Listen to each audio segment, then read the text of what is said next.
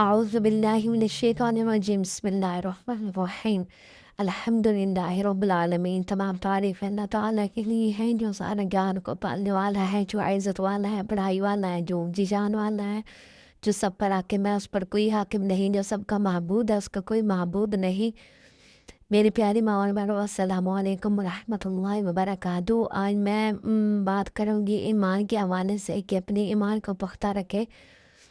اپنے اسلام کو زندہ رکھے، اپنے ایمان کو زندہ رکھے۔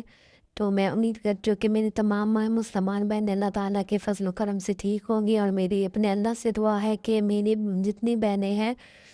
اللہ تعالیٰ ان سب کو نیک بنائے، ان سب کو باپردہ باحیا بنائے، اور ہم سب مسلمانوں کے دلوں کے اندر چاہے مرد ہیں، عورتیں ہیں، موریاں ہیں، بوڑھے ہیں، بچیاں ہیں، بچے ہیں، لڑکیاں ہیں، لڑکے ہیں،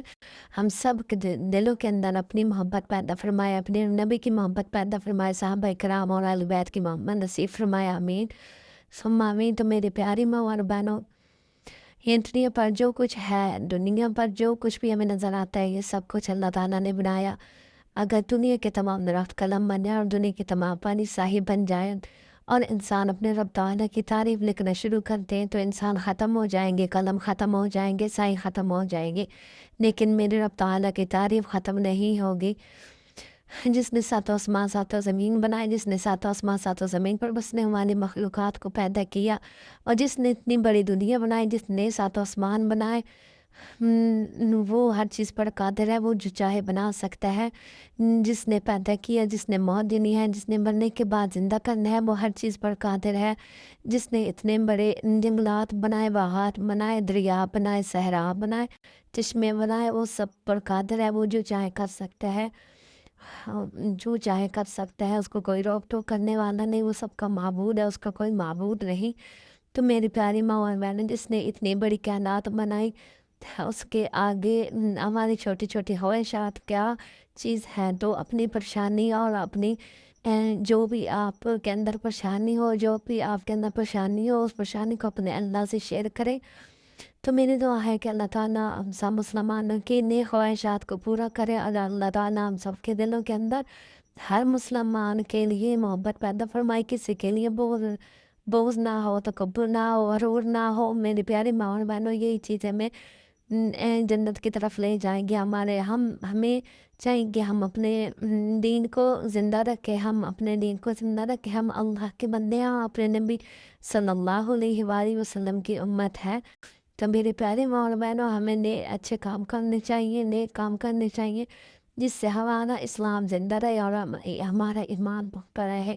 انسان کے اندر دو سسٹم ہے، قرآن پاک میں ہے کہ اسلام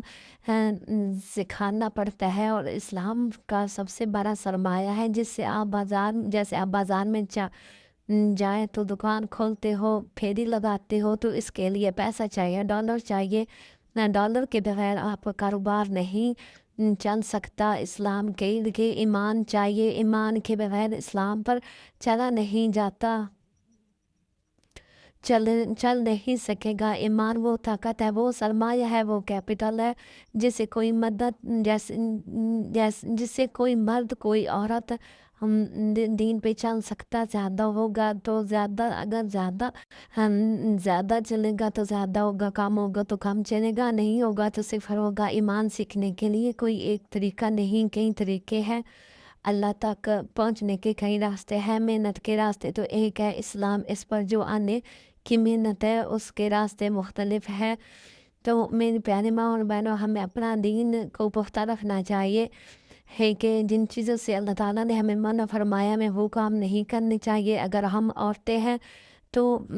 ہمیں یہ نہیں چاہیے کہ ہم ہر وقت بےہودگی میں رہیں، ہمیں اپنے خواہشات پر قابو پانا ہوگا، ہمیں اپنے نفس کو قابو کرنا ہوگا، اس پر قابو پانا چاہیے۔ چند پیسوں کے لیے اپنے دین کو کمزور نہیں کرنا چاہیے، اپنے اسلام کو کمزور نہیں کرنا چاہیے۔ صرف اپنے جو بھی آپ کے حالات ہیں، اگر آپ کے اوپر ویک ٹائم ہے تو اپنے اللہ سے شیئر کریں کہ اے اللہ پاک ہمارے اوپر اچھا ٹائم لے کے آئیں۔ تو میرا اللہ کہتا ہے کہ ایک بار مجھے پکار کے تو دیکھ، اگر ساری دنیا کو تیرا نہ بنا دوں تو کہنا۔ تو میری پیاری ماں اور بہنوں، اگر آپ اچھے ہیں، اگر آپ اس دین اسلام جانتے ہیں تو دوسروں کو بھی بتایا کریں، دوسروں کو بھی اس غلاظت سے نکالیں کہ جو دین کو اتنا سیریس نہیں لیتے، اسلام کو اتنا سیریس نہیں لیتے، بس چند پیسوں کے لیے حرام کمانا شروع کر دیتے ہیں، حرام کھانا شروع کر دیتے ہیں۔ اس لیے ہمیں چاہیے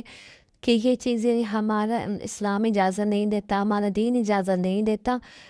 تو میرے پیارے ماں اور بہن، ہمیں وہ کام کرنے چاہیے کہ جو چیزیں اللہ تعالیٰ نے جن چیزوں سے ہمیں منع فرمایا، ہمیں وہ کام نہیں کرنے چاہیے، اور جن چیزوں سے ہمیں اپنے نبی پاک صلی اللہ علیہ وآلہ وسلم نے منع فرمایا،